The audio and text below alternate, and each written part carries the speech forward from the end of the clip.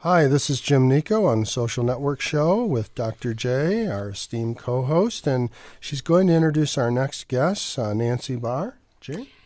Thank you for listening to the Social Network Show. You are no doubt aware of the incredible amount of traffic hitting cyberspace centered around the date of December 21st. End of the world, poles reversing, 3 days of darkness, Mayan calendar, doomsday, you name it. It's coming up. You will hear today from an academic resource on the Mayan calendar, Dr. Peggy Kane, but first the metaphysical view from Master Nancy Barr, Chan Hai De Lun. And Nancy, welcome to the Social Network Show. Thank you very much. I'm glad to be here. I know that you take an eclectic approach to how people can help and even heal themselves and others. And your designation, the Chan Hai De Lun, your name, originates with the esoteric school of Buddhism, and that school dates from at least the 600 year 600 or so of our common era, from a province about 200 miles northeast of Beijing. And as I understand it, the esoteric school merges the teachings of Sakyamuni is the Buddha of the age. Yeah, Sakyamuni, Lao Tzu, and Confucius. So tell us a little bit about your take on these events, or perhaps the suspicion or concern about events that are coming up, and if there is any significance to that date from your point of view. I do believe the date is somewhat significant because we are at the end of an age. The ages last about 22,000 years, or 1,000 years, or 2,200 years, and it takes about 26,000 years to go around the central sun. So the age is a marking. It is significant to the zodiac.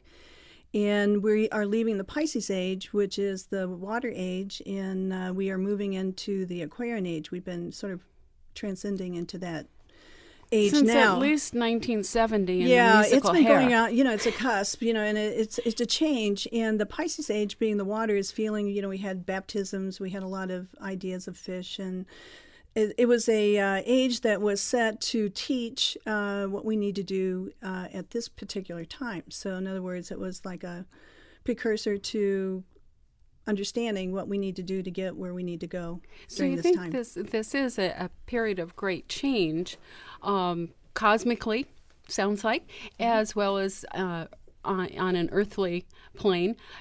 But do you think it's a cause for concern and for the amount of fear that seems to be generated about it? No, actually, it's just the opposite. We are actually moving into a golden age, which is an age of unity and social and, helping one another, caring, understanding. Mind, M-I-N-D, and time are the same thing. So when people say it's the end of time, it's the end of the way we think. In other words, the selfishness, the greed, a lot of the negativity is ending. And things are getting more and more. Fear is obvious. I mean, every country is having its difficulties. The economic structure is changed and changing, and there's so many different things going on. But it's trying to get people to change the way they think, because we get what we think.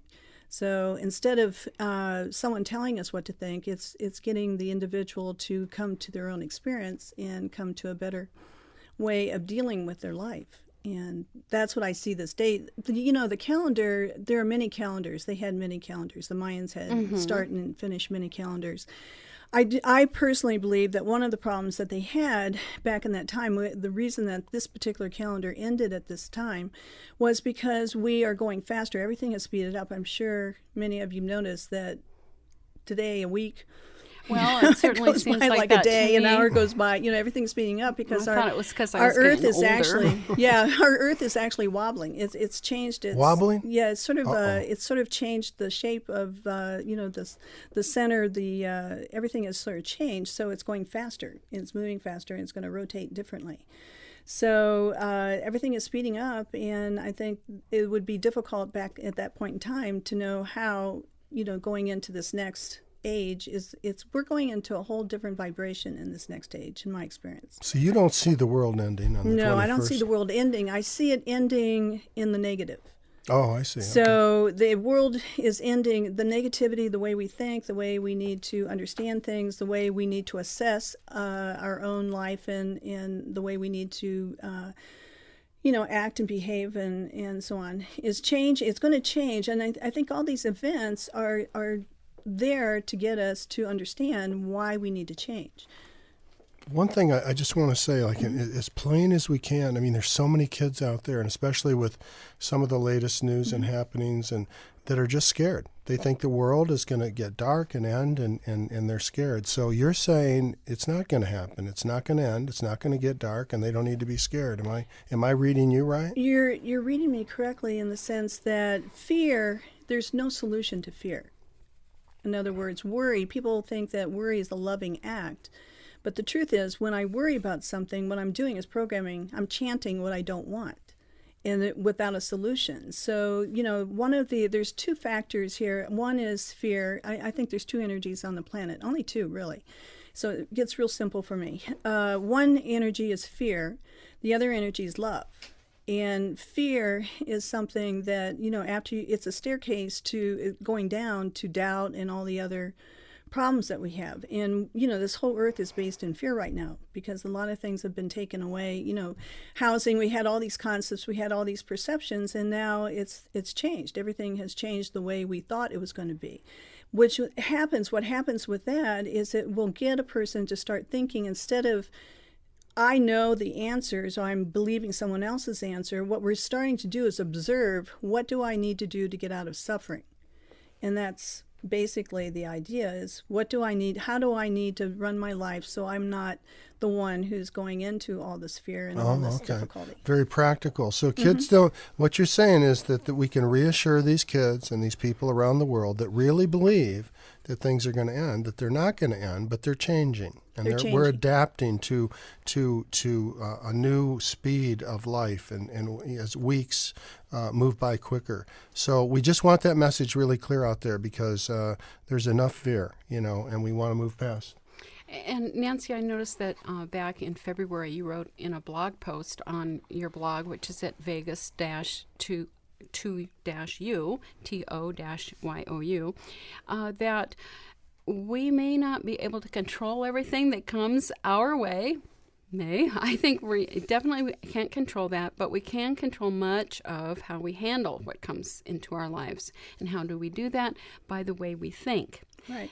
And Jim, that reminded me of what you quote from Viktor Frankl a lot of, you can't change your circumstances, but you can control how you react to them, your attitude toward them. Thank you. Yes, yeah. Your attitude toward your fate and your attitude toward yourself, which brings in the whole existential level and noetic level. There are many people who have lost their homes that actually are feeling relieved after they went through the trauma side of it. They're actually feeling free, because they no longer have to go through the same kind of ritual of work, or they don't have to keep paying for something that no longer is viable. Mm-hmm. So there's a lot of different things. We have the right to change our circumstances as well. Mm-hmm. But I'm not going to do it by the old way of thinking. It's going to have to be a different way of thinking that I change how I think, or what I manifest. The Secret is one example, that talks about manifestation. However, they left a few things, in my opinion, they left a few things out, and you have to get a grip of where is, what does your mind do? How have you been taught? All the different factors that go into that computer called me, that I need to reassess and move out of that way of thinking and into a way that works better for me. I like to get away from perception in the sense of right and wrong and good and bad, and get into what works or what doesn't. The pragmatism, The the pragmatism, practical. yes, the practical. absolutely. So if there's kids out there and there other kids are saying, yes, the world's going to end, and they're saying they've heard you on the show or whatever, what would you suggest, if anything, that kids say to other kids that are saying they're scared and the world's going to end? I mean, really practical 7-year-olds, 12-year-olds. What would you say? I would say that this is about learning and lessons. It's Okay. about understanding what we're doing. So, I would say that a 7-year-old can say, I don't believe the world is ending, Nice. but I think it's changing in the sense that we're going to get better. We're going to do better at being loving. We're going to do better at, wanting good things to happen. And I'm going to be nice to my friends. I'm going Nice. to have an idea that we're really not that different. We have similarities. Maybe we have different cultures, but there's something similar. Instead of looking for the differences, we start looking towards the similarities in a positive way.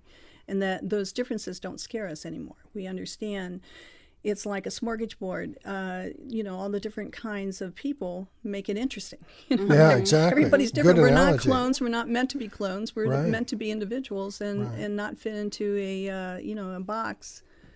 We're meant to be according to the way I know it, the main law of the universe was freedom. And we have the freedom to make mistakes and we have the freedom not to. And Buddhism is a school of enlightenment. So it's an idea. Enlightenment is just, I stop making the same errors. Mm-hmm. That's all it is stop making the same errors. And that way I stop suffering. And if I stop suffering, I'm happier.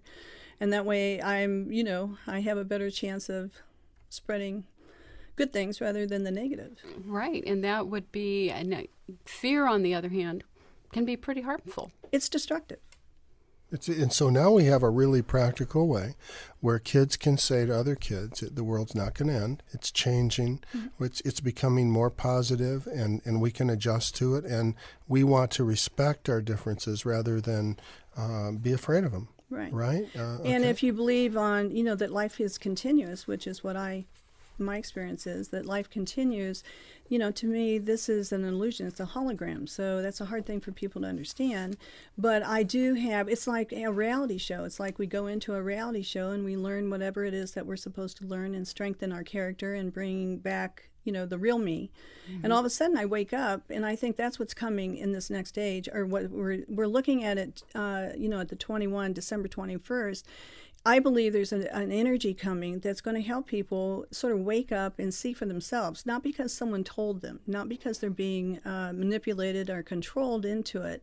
I think they're going to have their own experience, unique to their personality and understanding.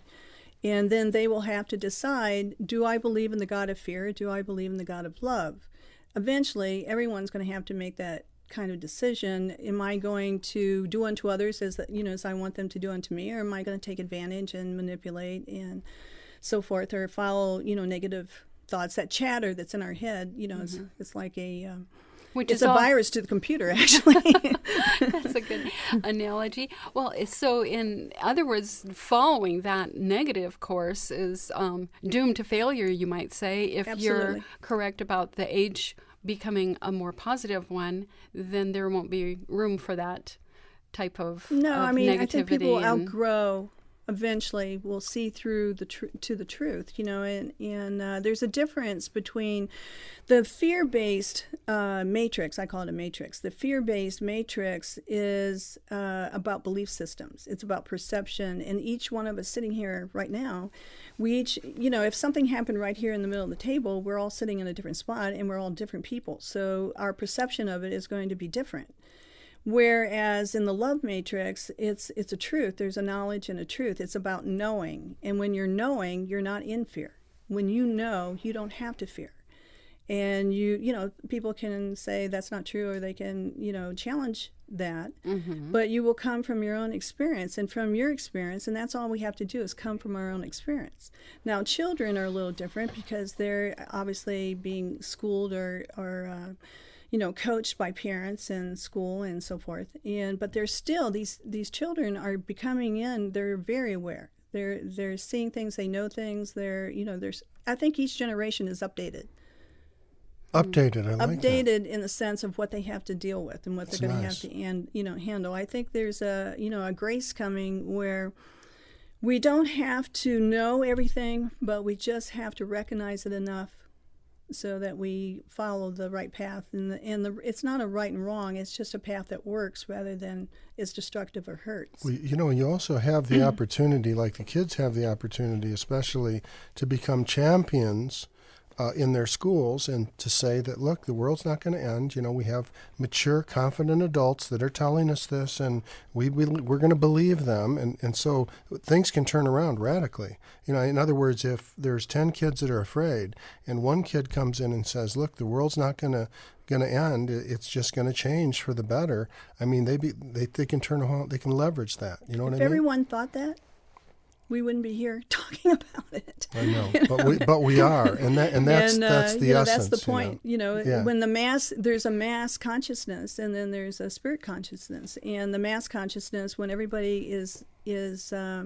convinced that they're going to have to lose, they're not well, they cannot heal. I teach healing. We're healers. We're basically healers, and most people are taught that something else or someone else has to do it for us. Very few of us understand the power within each one of us. It's not one person being powerful. It's if we were all powerful, think what our world would be. Right. And that's the whole nature of this fear thing, is to keep that from happening. Exactly. But the leverage, what one person can make such a difference. Absolutely. And, one person can change. If you pick up a rock, it changes the world. And so... And using social networking tools, that positive voice can be heard and be spread. Maybe that can go viral just as well as the negative. It'd be interesting to see. I believe it will. I mean, again, people are they want to participate and be involved, and they should be. Mm-hmm. We're all experts in some ways in our own. Well, the very nice thing. So we're closing now, for the moment anyway. So, in one sentence, what would you say to the world right now about anything, really? Actually, I know it sounds a cliche, but there's one antidote. When you're in doubt, love. Just be in that space of, and it's not easy, because we've been taught the opposite. But basically, the only antidote is understanding someone and being open-minded and observe rather than judge. Do you see understanding as some kind of a bridge to love, then? Yes, I do. Imagine, I absolutely. Cool. Very nice. A really positive message. Thank you so much, Nancy. We really appreciate you coming in here today. And kids around the world's not going to end. You can just trust us. It may begin, but it's not ending. It may begin. And it changes. Something else may begin. It's yes, changing. Maybe So thank you so much, everyone, and we'll be back.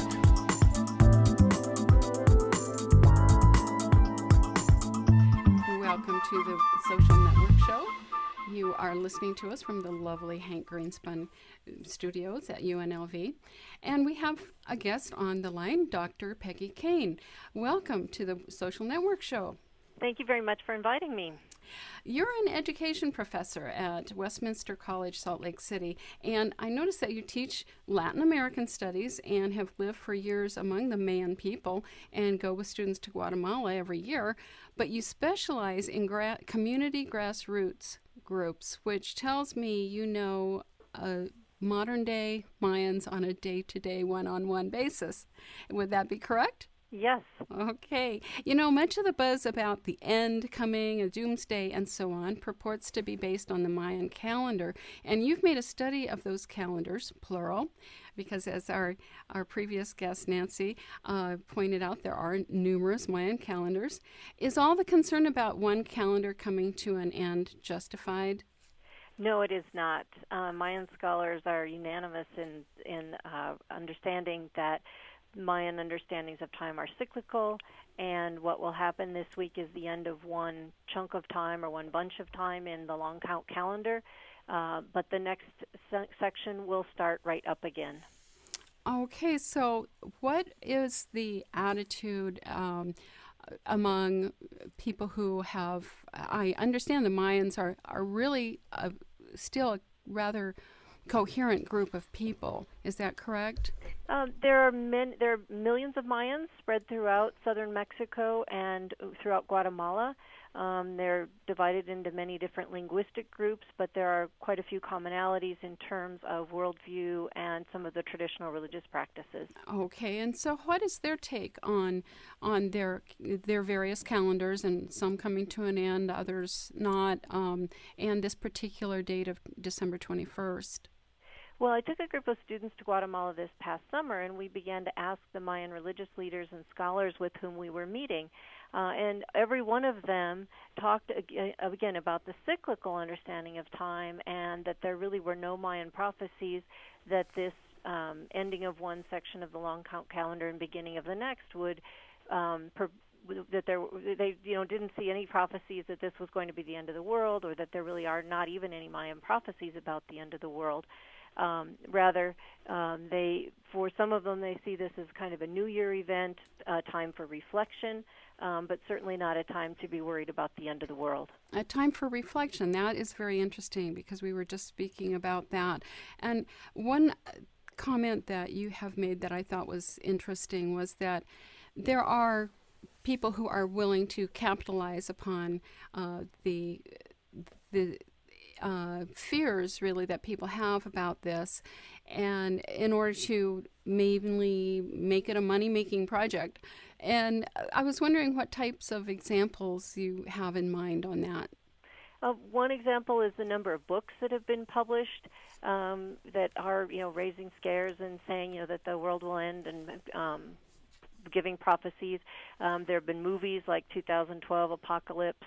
And right now, they've just reported in the news that the hotel rooms near all of the major Mayan archaeological sites are full and perhaps overbooked, that many, many people are going to the sites to be there for the solstice event. So I think that there are people who are both making money off of it and contributing in general to an atmosphere of fear. Uh-huh. Well, here's an example on a website, December21, 2012.com, and I came to their disclaimer, and it said, visitors to the 2012 network should not act upon the 2012 network content or information without first seeking appropriate professional advice. Now, I don't know if that means seek professional help for for being afraid about this, and they assume no responsibility for information contained on this website. And I thought, that's pretty broad, and disclaim all liability in respect of such information. So, when that obviously is not a source of information that you would want to rely on, but the bottom line for you then is for the fear to not overwhelm those involved, right? Right. Okay. Well, thank you so much. We're going to wrap up and kind of summarize what we've talked about, and we really appreciate your input and on the Mayan calendar, and you are at Westminster College .edu. So I hope to I look forward to learning more about the Mayan calendars from you. Thank you. Thank you very much. Thank you, Dr. Peggy, and please stay in touch with us. We'd like to keep the ball rolling into the future that's not going to end here. Master Nancy, what would you like us to take away from today? I would like people to think about how incredible they are and how much power they do have, and that it's okay to change their mind. It's okay to understand things. It's okay not to just follow like sheep, to come to their own experience to the best of their ability and observe. I think observe, be in the moment, because the past and the future are the same thing. We just repeat it. So if we want something different, we have to stay now and refocus what I want. Thank you. Know thyself. Know thyself and tune in to right yourself. now. And okay. Very Thank you nice. so much. We really nice. appreciate your being here and our listeners for tuning in. Okay, thank you. And we are at thesocialnetworkshow.com and on Twitter at SocialNetShow. Thank you very much, and we'll talk to you soon. Bye.